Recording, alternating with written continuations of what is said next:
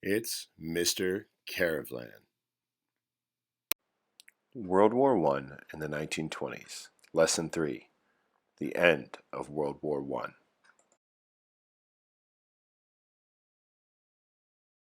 Follow along with your notes and check for understanding.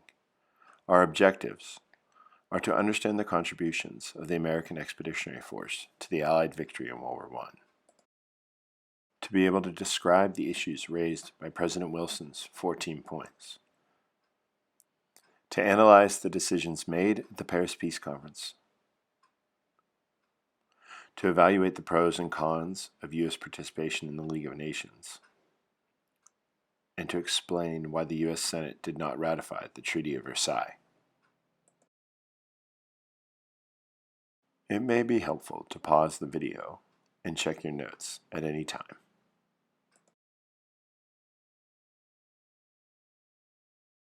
When the United States entered the war in the spring of 1917, the conflict had become a deadly, bloody stalemate. The war would be won or lost on the Western Front in France.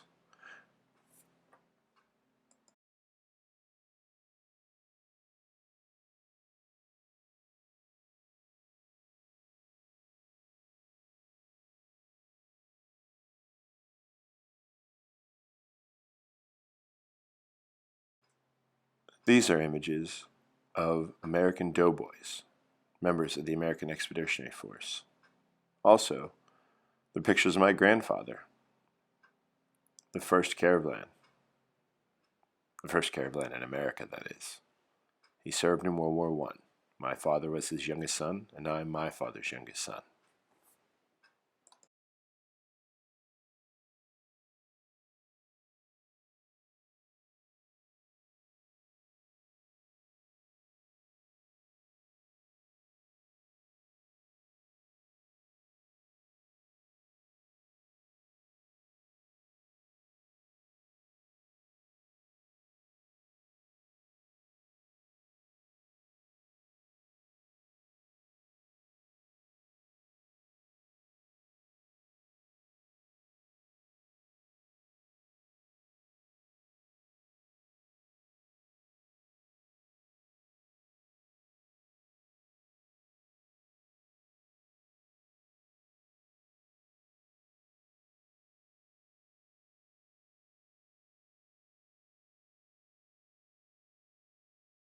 General Pershing's troops pushed back the Germans in a series of attacks. The German army was driven to full retreat in the Meuse-Argonne offensive begun in September of 1918.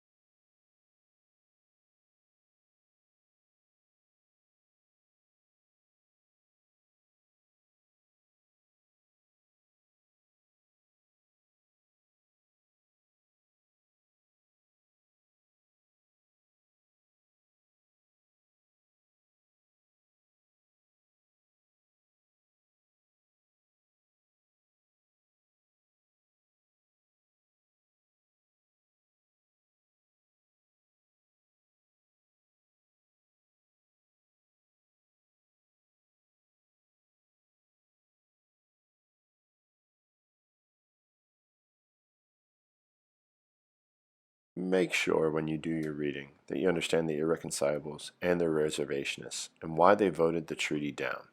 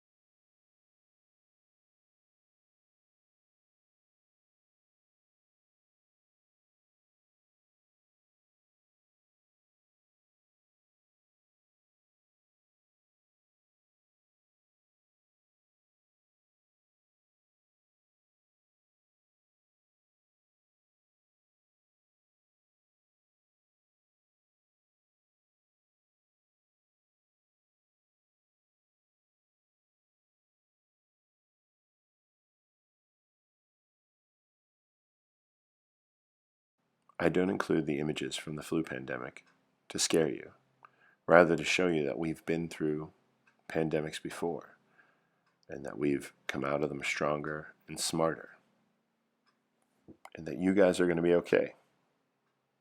And this won't be as bad as the great pandemic, the great Spanish flu pandemic.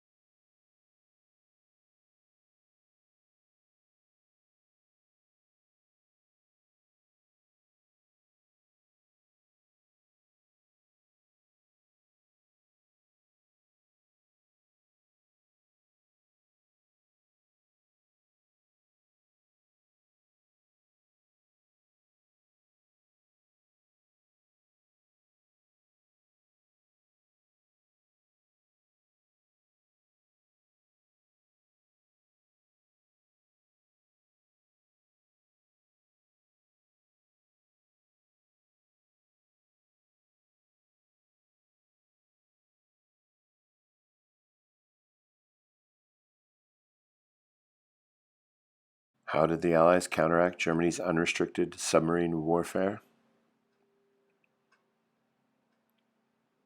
With the convoy system.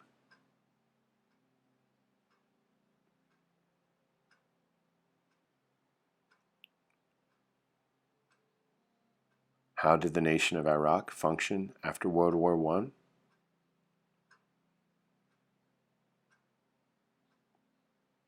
I? Iraq was attached to Britain as a mandate.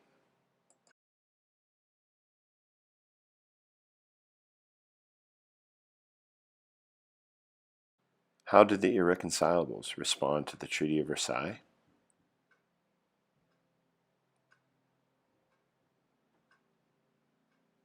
They utterly opposed the creation of a League of Nations, which they felt would drag us into more foreign conflicts.